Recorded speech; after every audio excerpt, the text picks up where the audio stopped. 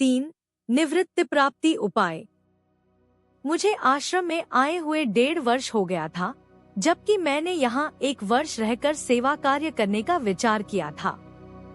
वह समय अब पूरा हो चुका था। मन में यही भाव उठता था कि लोग क्या सोचते होंगे। संभव है कुछ बातें भी करते हों। यह ठीक है कि मैंने अपने आप को परिस्थितियों के अनुसार काफी कुछ ढाल लिया था। हो सकता है कि इस संकोच में एकांतवास की मेरी लालसा का भी कुछ हाथ हो। जो भी हो, मैं फिर से एकांतवास के लिए छटपटाने लग गया था, पर इस विषय में महाराजश्री से बात करने की हिम्मत नहीं जुटा पा रहा था। आश्रम का काफी काम मेरे कंधों पर आ चुका था। इसे मैं महाराजश्री का अनुग्रह ही मानता हूँ कि उन्होंने मुझे इस योग्य समझा तथा मुझसे सेवा कराई। अब तक मैं अपने अभिमान को भी दबाने में बहुत कुछ सफल हो चुका था। बीच बीच में समस्याएं भी उभरती थी तथा गुरु कृपा से उनका समाधान भी होता रहता था। आश्रम की ओर से कोई बात नहीं थी, केवल मेरी मनस्थिति की बात थी। आश्रम सेवा करते हुए भी मेरी मानसिक संरचना आश्रम के अनुकूल नहीं थी। मन में एकदम त्यागी एवं एकांतवासी की कल्पना लेकर साधु जीवन में आया था तथा यह भाव मेरे अंतर्मन से विलुप्त नहीं हो पा रहा था। बार बार सतलज का किनारा तथा हिमाचल प्रदेश की मनोहारी हरियाली से ढंकी पर्वतमालाएं आंखों के सामने तैरने लगती थी। वहाँ व्यतीत किया हुआ समय हृदय पटल पर उभर आता था, पर गुरु महाराज से बात कैसे की जाए। एक दिन दोपहर का समय था। महाराजश्री अपने कमरे में अकेले बैठे थे।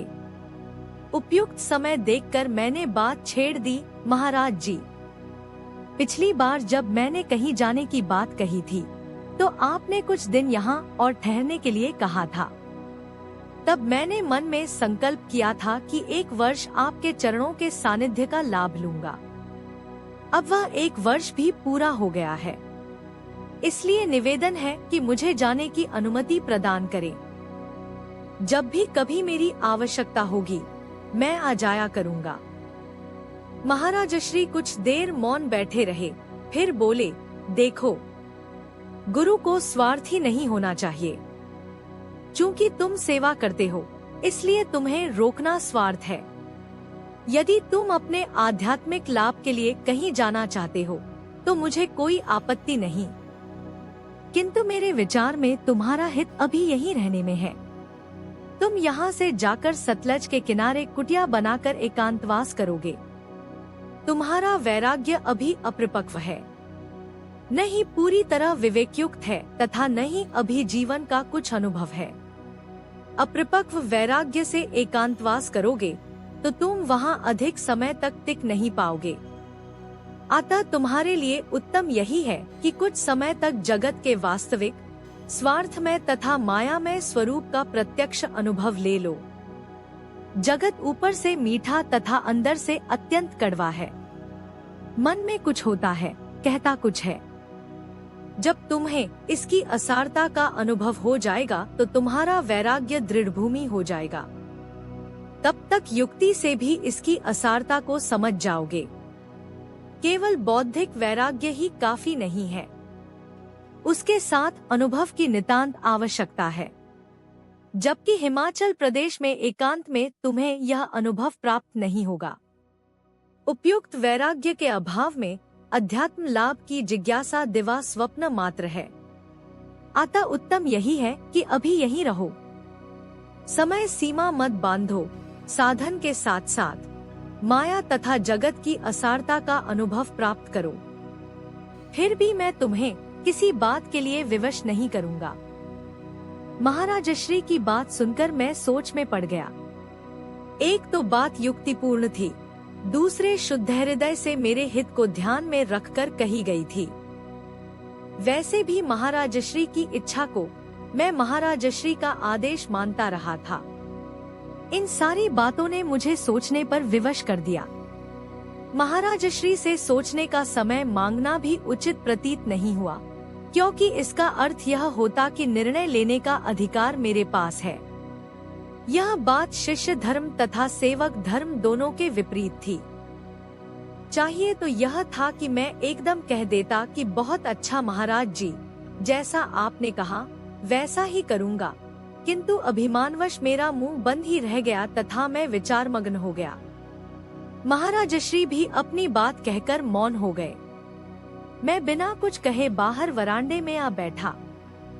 वरांडे में बैठते ही जैसे मुझे बिजली का जोर का झटका लगा, जिससे मैं एकदम सचेत हो गया, जैसे कोई गहरी नींद से जाग जाए। यह मैंने क्या किया? महाराज श्री के स्पष्ट मंतव्य प्रकट कर देने पर कुछ सोचने का तेरे पास अधिकार ही कहा है। बिना कोई उत्तर दिए चले आने से तू गुरु महाराज के अनादर करने का अपराधी हो गया है। धिक्कार है तुझ पर तथा धिक्कार है तेरी सेवा भावना पर। मैं एक झटके में उठकर सीधा अंदर गया। जाते ही महाराज श्री के चरण पकड़ लिए तथा माथा रखकर जोर जोर से रोने लगा।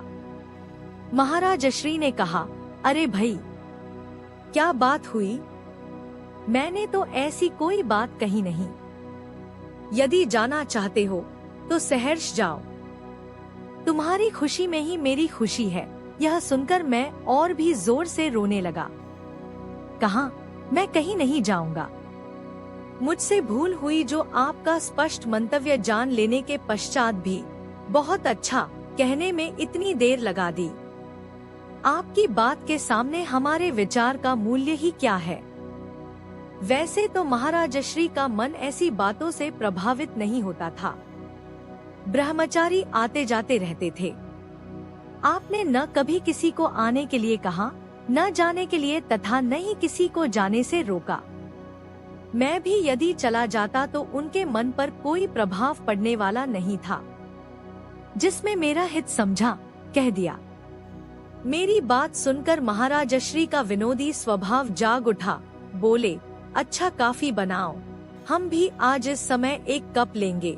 ध्यान रहे कि आप प्रातः 3 बजे के करीब दिन में केवल एक ही बार काफी का एक कप लेते थे।